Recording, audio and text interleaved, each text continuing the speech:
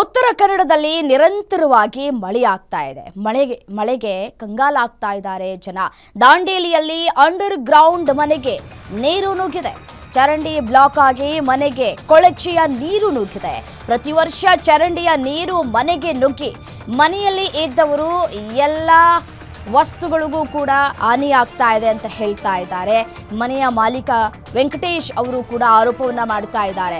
ಮನೆಯ ಪಕ್ಕ ಇರುವಂತಹ ಚರಂಡಿ ನೀರು ಮನೆಗೆ ನುಗ್ತಾ ಇರೋದ್ರ ಬಗ್ಗೆ ಹಲವಾರು ಬಾರಿ ನಗರಸಭೆಗೆ ದೂರನ್ನ ನೀಡ್ತಲೇ ಬಂದಿದ್ದೇನೆ ಅಂತ ಕೂಡ ಹೇಳ್ತಾ ಇದ್ದಾರೆ ವೆಂಕಟೇಶ್ ಅವರು. ನಗರಸಭೆಯಿಂದ ಯಾವುದೇ ರೀತಿಯಾದಂತಹ ಸರಿಯಾದಂತಹ ಕ್ರಮವನ್ನ ತೆಗೆದುಕೊಂಡಿಲ್ಲ ಅಂತ ಹೇಳಿ ಅಸಮಾಧಾನವನ್ನ ಕೂಡ ವ್ಯಕ್ತಪಡಿಸ್ತಾ ಇದ್ದಾರೆ.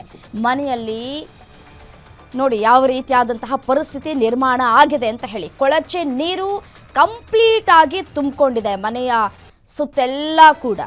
ಮತ್ತು ಸಾಕಷ್ಟು ಪದಾರ್ಥಗಳು ಕೂಡ ಹಾನಿಗೆ ಒಳಗಾಗಿದ್ದಾವೆ. ಮನೆಯಲ್ಲಿ ಗಬ್ಬೆದ್ದು ನಾರ್ತಾ ಇದೆ ನೀರು. ಇಡೀ ರಾತ್ರಿ ಅವರು ಮಲಗೋದಕ್ಕೂ ಕೂಡ ಸಾಧ್ಯ ಆಗಿಲ್ಲ. ಆ ನೀರನ್ನು ಹೊರ ಹಾಕೋದಕ್ಕೆ ಸಾಕಷ್ಟು ಪರದಾಟವನ್ನು ಕೂಡ ನಡೆಸಿದ್ದಾರೆ. ದಾಂಡೇಲಿಯ JN ರೋಡ್ನಲ್ಲಿ ಇರುವಂತಹ ಮನೆಯೊಂದರಲ್ಲಿ ಆಗಿರುವಂತಹ ಘಟನೆ ಇದು. ದೃಶ್ಯದಲ್ಲೂ ಕೂಡ ಗಮನಿಸ್ತಾ ಇದ್ದೀರಿ. ಮಳೆ ಕ್ಷಣ ಕ್ಷಣಕ್ಕೂ ಕೂಡ ಹೆಚ್ಚಾಗ್ತಾ ಇದೆ.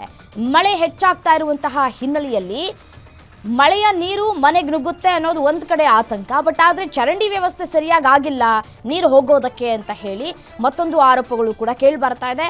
ಆ ಚರಂಡಿ ನೀರು ಮನೆಯೊಳಗೆ ನುಗ್ಗಿ ಸಾಕಷ್ಟು ಅವಾಂತರಗಳು ಕೂಡ ಸೃಷ್ಟಿಯಾಗ್ತಾ ಇದೆ.